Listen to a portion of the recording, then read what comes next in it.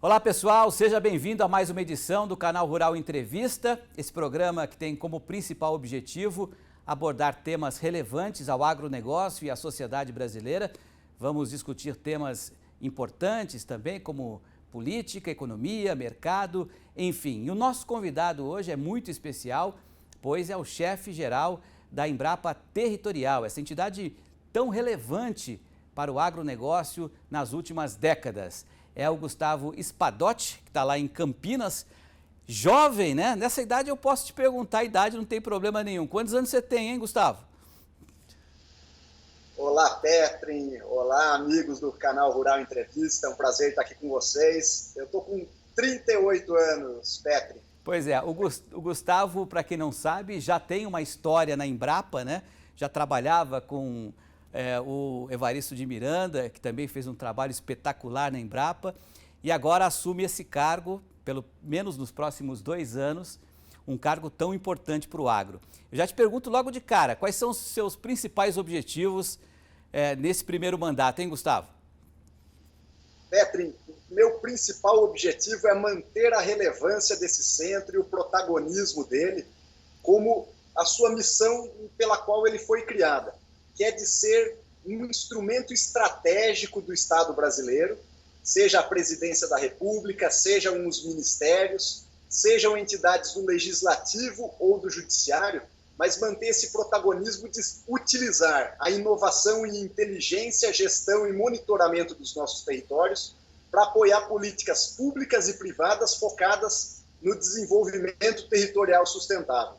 Para isso, o meu foco de atuação vai estar sempre presente nas mesas de debate, nas discussões, junto a entidades de classes, grupos representativos da sociedade civil organizada, principalmente para ouvir, entender os gargalos, entender as demandas, entender aonde o setor agropecuário sangra, para aí sim nós lançarmos mão de soluções de pesquisa, desenvolvimento e inovação focadas no desenvolvimento dos territórios da agropecuária brasileira, utilizando para isso as melhores geotecnologias e geoinformações na busca pelo aumento da sustentabilidade e da competitividade do agro brasileiro. Então essa é a minha grande missão aqui hoje, é um centro de pesquisa localizado aqui em São Paulo, em Campinas, no interior de São Paulo, no qual eu venho fazendo parte desde 2015. Eu ingressei na Embrapa em 2012, passei por um período de 3 anos na Embrapa Amapá, lá no norte do país, e desde 2015 estou aqui na Embrapa Territorial. Coordenei por 4 anos o grupo de gestão territorial estratégico e agora, desde 3 de janeiro, assumi esse compromisso aí de pelo menos 2 anos, com períodos que podem ser prorrogados por mais 2 períodos de 2 anos, de ser o chefe-geral desse centro. Ô Gustavo, há uns 2 anos atrás, mais ou menos, eu estive aí nessa sala, né, com o então presidente Evaristo de Macedo, Evaristo de Miranda, e ele me mostrava com muito orgulho o sistema CAR, né, que é o sistema de rastreamento e de mapeamento das áreas agrícolas do Brasil. Esse é um sistema muito importante, né, para a gente conhecer a real dimensão das propriedades rurais no país. Mas esse sistema ainda precisa ser atualizado. Esse também é um dos objetivos que você tem a partir de agora? Exatamente, Petri. Quando a gente vê um pesquisador de nome, tão tarimbado como o Dr. Evaristo de Miranda, dizer que a carreira profissional dele se divide entre antes do CAR e depois do CAR, nós podemos ver o tamanho da importância que esse sistema, que é o Cadastro Ambiental Rural, ele trouxe para o setor agropecuário brasileiro. O CAR ele é um dos dispositivos previstos no Código Florestal Brasileiro, tá? Então ele está dentro da lei, da legislação ambiental brasileira, e ele diz que cada produtor rural do Brasil tinha que se inscrever nesse sistema e indicar todas as categorias de preservação ambiental que ele tinha dentro dos seus imóveis rurais.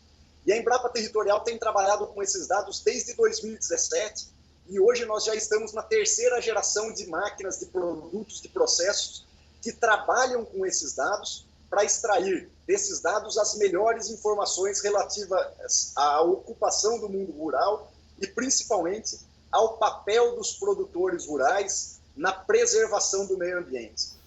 Isso nós estamos fazendo paulatinamente, ano a ano, e levando esses dados não só para a sociedade, mas também para os atores formadores de opinião, mostrando a relevância do agro nas questões de preservação do meio ambiente. Agora, com os últimos dados gerados em dezembro de 2021 indicam que já temos dedicados à preservação do meio ambiente dentro dos estabelecimentos agropecuários do Brasil, dos imóveis dos estabelecimentos agropecuários brasileiros, 33% do país. Ou seja, 33% do Brasil é preservado pelos produtores rurais.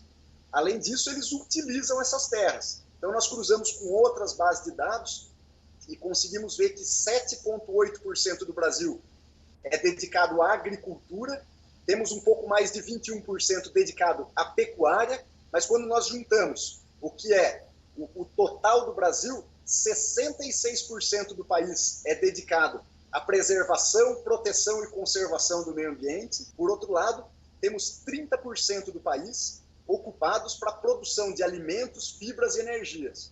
E outros 3,5%, totalizando o global do Brasil, destinado a cidades, a infraestruturas e outros. Então, veja, nós temos 66% dedicado ao meio ambiente e 30% dedicado à produção de alimentos, fibras e energia. Então, veja que o equilíbrio, essa balança que mostra o equilíbrio entre a produção e a preservação do meio ambiente no Brasil, vai muito bem, graças à nossa legislação, aos nossos processos de atribuição de terras, mas também ao papel fundamental do produtor rural dentro dos processos de preservação do meio ambiente. E são dados comprovados, né, por satélite, ou seja, eles acabam derrubando aquelas narrativas que dizem exatamente o contrário.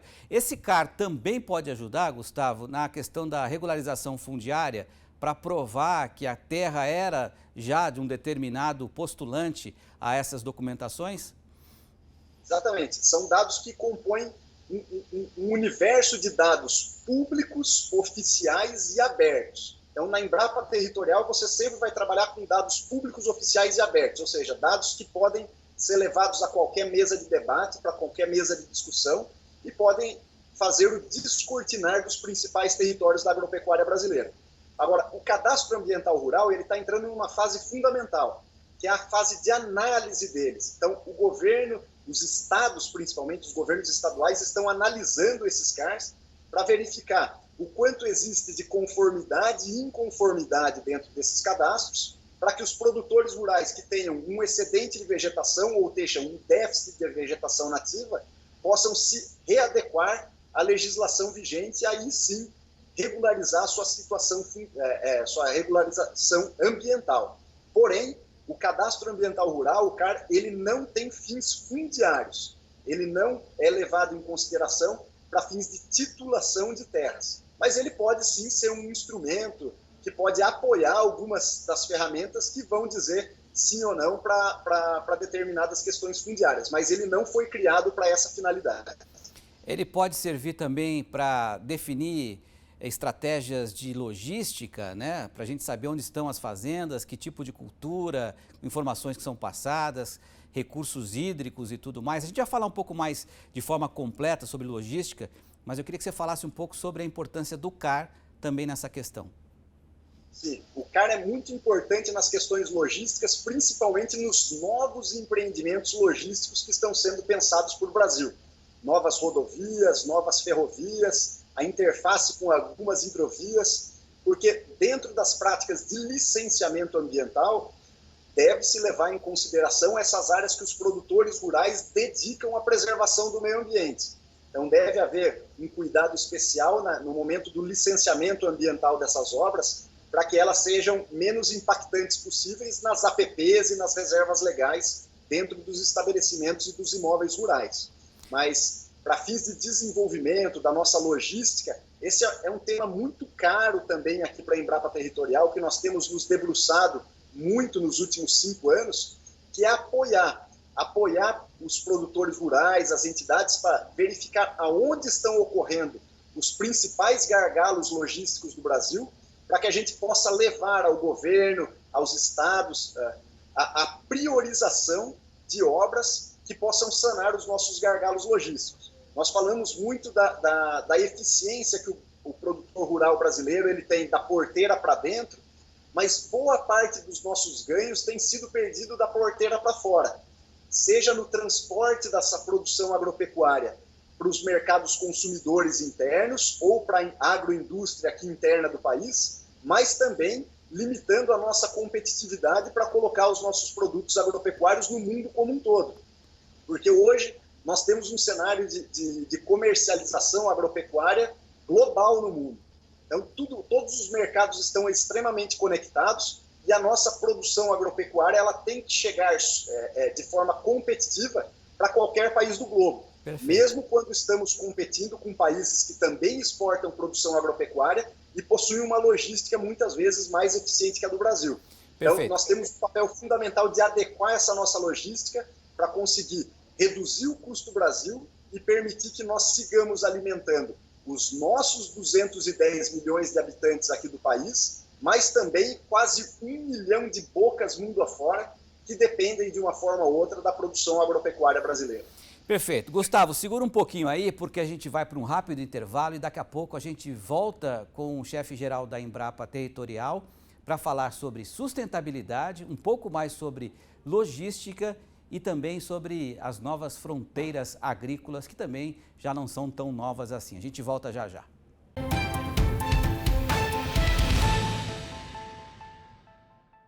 Canal Rural Entrevista está de volta. A gente está conversando com o chefe-geral da Embrapa Territorial, Gustavo Espadotti, que está lá em Campinas, falar um pouco sobre essas novas fronteiras agrícolas que já não são tão novas, né? Matopiba crescendo demais. Estivemos juntos lá em Vilhena, Rondônia, né? Não recentemente, né, Gustavo? Também é uma área que está crescendo demais. Roraima, Cealba, enfim. Para onde o agro está caminhando, está criando renda, está desenvolvendo comércio, serviços, tal. Para onde vai se desenvolver o nosso agro a partir de agora, hein, Gustavo? Essa é uma pergunta de R$1 milhão, Petro. Todos querem saber para onde o agro está caminhando, quem serão os novos players do mercado agropecuário no futuro próximo. Então, esse é um trabalho que nós desenvolvemos com muito afinco aqui na nossa unidade também. Dentro das questões relacionadas, por exemplo, ao território do Matopiba, foi aqui na Embrapa Territorial que se trabalhou o sistema de inteligência territorial para o Matopiba, que resultou na sua delimitação, ou seja, cruzando os quadros natural, agrário, agrícola, socioeconômico e de infraestrutura, nós verificamos territórios equipotenciais, ou seja, que têm o mesmo potencial, mas também equiproblemáticos, para aí sim compor um território homogêneo onde políticas públicas comuns podem impactar de forma a beneficiar não só a produção agropecuária, mas a sustentabilidade dela no longo prazo. O mesmo já foi feito também para o território do Cealba, que é Sergipe, Alagoas e Bahia, uma porção de Sergipe, Alagoas e Bahia, que tem uma condição de clima, de solo muito diferenciada. Por exemplo, a safra lá regula muito mais com a safra americana, com a época da safra americana, do que com o restante do país. Mas nós temos outra fronteira, como você mencionou, que são os cerrados amazônicos. São regiões da Amazônia que já foram antropizadas muitas vezes e que hoje precisam ter um melhor uso para impedir que novas áreas, novos desenvolvimentos ocorram em áreas virgens da Amazônia. Esse é um grande foco de trabalho que nós podemos estimular para impedir que novas áreas sejam desmatadas. Mas o que eu gostaria de dizer para compilar essa resposta é que assim, existem 3 formas de aumentar a produção de alimentos. A primeira é aumento de área cultivada, ou seja, expandir para novas áreas. A segunda é o aumento da produtividade das culturas. E isso o Brasil tem dado um show, aumentando de forma muito importante a produtividade das principais culturas agrícolas do país. E a terceira é o aumento na intensificação do uso do solo, ou seja, conseguir extrair mais daquela terra, mais safras, mais produtividade, mais culturas dentro de um período do ano. Então, esse é um grande trabalho de intensificação do uso do solo, seja com o sistema safra-safrinha, mas principalmente com a integração lavoura-pecuária-floresta, onde nós conseguimos renovar pastagens que estão com algum índice de degradação, trazendo elas para dentro do sistema agrícola, cultivando ela com cultivos de interesse agrícola mas também melhorando os índices de pastagem, os índices zootécnicos. Então, é um ganha-ganha, é um casamento perfeito entre a agricultura e a pecuária, e por que não também levar o componente florestal, o cultivo de eucalipto ou de espécies arbóreas nativas, para que a gente tenha a plena integração entre a agricultura, a pecuária e a silvicultura dentro de uma mesma área na propriedade rural. Aproveitando esse seu gancho, o agronegócio hoje é responsável por quase 50% das exportações brasileiras, né? E não fosse o agro, hoje o saldo da balança comercial em fevereiro estaria negativo. Você vê de que forma o aumento da área agricultável? Temos aí 7% aproximadamente de agricultura num país tão grande como é o Brasil, mas uma área de pecuária que ainda pode ser aproveitada como reciclagem, né? Como uma área que foi devastada e não está sendo aproveitada. Você acha que essa área da pecuária já será suficiente para aumentar a nossa área agricultável? Petri, nós estamos vivendo um momento fantástico no Brasil. Quando nós vemos os índices de produtividade de pastagens no Brasil, a gente vê que na série histórica dos últimos 20 anos, cada ano que passa, nós temos menos pasto no Brasil. Ou seja, boa parte desses pastos estão sendo convertidos em agricultura. Mas o mais incrível disso é que a cada ano que passa, nós temos mais bois no Brasil. Nós estamos produzindo mais carne no Brasil.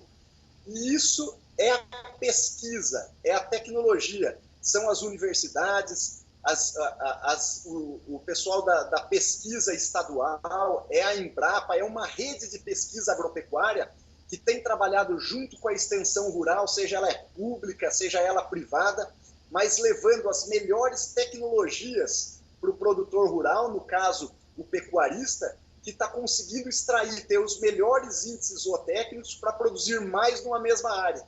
Isso tem liberado novas áreas para a produção agrícola do país. E essa dobradinha que eu mencionei entre lavoura e pecuária, ela é fundamental para o nosso sucesso, para conseguirmos sendo protagonistas na produção de alimentos e geração de excedente. Esse excedente que muito bem você lembrou, gera não só empregos, desenvolvimento econômico, social aqui dentro do Brasil, mas também gera divisas. É uma importante fonte de entrada de dólares no Brasil para conseguir impedir que o dólar dispare aqui no nosso mercado e a gente consiga conter a inflação global de preços. Então, você vê que a produção agrícola, agropecuária brasileira, ela está intimamente ligada não só à alimentação, à produção da cidade, do campo, mas também ligada às produções que ocorrem na cidade. Então, a inflação depende da produção agrícola brasileira, agropecuária brasileira. Se nós temos hoje fontes de receita para poder fazer comércio exterior, importar produtos a preços competitivos, tem dedo do agro também dentro disso, que proporciona uma taxa de câmbio favorável para que a gente consiga importar produtos que nós consumimos aqui no nosso cotidiano também. Falando um pouco sobre sustentabilidade, né? E depois eu vou falar sobre logística, eu queria que você fosse um pouquinho mais rápido na sua resposta para a gente aproveitar o tempo. Nessa questão da sustentabilidade, né? Quais são os nortes aí da Embrapa, principalmente em função desse atual cenário, né? De fertilizantes, de defensivos? Como é que você vê essa situação? A Embrapa participou de forma ativa da construção do Plano Nacional de Fertilizantes. A Embrapa Territorial foi uma das unidades que participou, tentando dar contribuições na questão logística dos fertilizantes brasileiros, mas também estamos atentos às negociações externas para como captar esse fertilizante, importar esse fertilizante de maneira mais eficiente para que ele se barateie para a chegada no produtor brasileiro.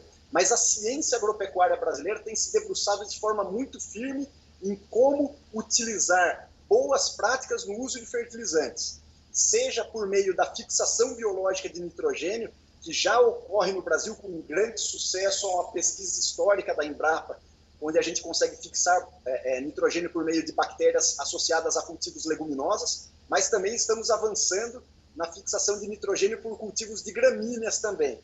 Por outro lado, trabalhamos com rotação de culturas para otimizar o ciclo do potássio dentro do sistema de cultivo no país. E mais, a Embrapa recentemente fez uma parceria com o setor privado, lançando um novo plus de bactérias que conseguem solubilizar o fósforo ocluso do solo, tornando eles disponíveis para o sistema solo-planta. Então veja que nós temos trabalhado com uma gama muito grande de tecnologias, de produtos e serviços, buscando a redução da dependência da importação de fertilizantes pelos cultivos desenvolvidos aqui no Brasil. E isso é sustentabilidade, tem tudo a ver com a formas e mecanismos de você produzir com maior sustentabilidade e com menor impacto ambiental. Perfeito. A gente só tem mais um minutinho, Gustavo. Eu queria que você desse o endereço em que as pessoas podem encontrar lá no site da Embrapa esse novo sistema que otimiza a questão logística no agro, para que eles possam ter mais informações. Perfeito, Petro. Nós temos uma página da nossa unidade, a Embrapa, www.embrapa.br/territorial.